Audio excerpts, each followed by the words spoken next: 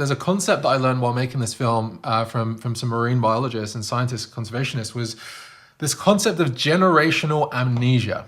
So for you growing up in wherever you are in the world, you look around and the amount of trees and the amount of wildlife and the amount of how clear the ocean is what you base for the rest of your life. So as you get older, as you see the diminishment, you say, hey, there used to be all this wildlife. And look how much has been destroyed in my lifetime. But when you look at your grandparents' generation, they had a different benchmark. And so it goes on, and we forget what used to be here. And when I made this film before this, I'd never seen pods of dolphins swimming in the ocean for free, that were free. I'd only seen dolphins in a tank, in a swimming pool in SeaWorld. And when I saw them for the first time, you can't help but feel extremely happy. All your worries are gone. You're looking at some of those incredible species leaping out of the ocean.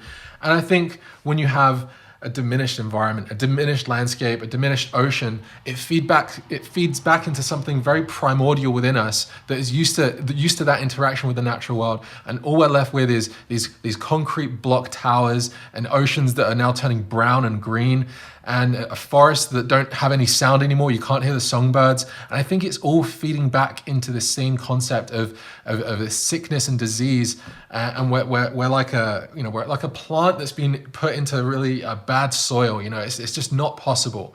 So yeah, we need to approach this from both the inner and the outer dimensions as well. Exactly. And they saw where, if you go into cold water, what nobody likes because everybody likes comfort zone behavior, and then in depression, there is a deficit of noradrenaline and dopamine.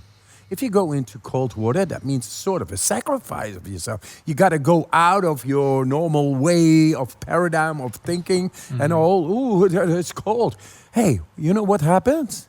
If you go into cold water, 530% of noradrenaline spikes, 250% of dopamine spikes. Nobody is telling about that. And there is a spiritual pandemic of depression going on all over the world.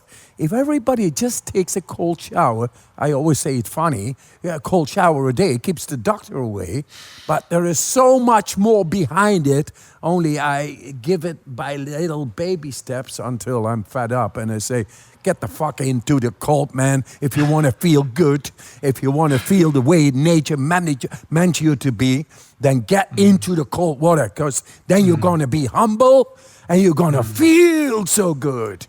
And this is what you say about looking at dolphins out there instead of a tank. Man, that tank is killing me.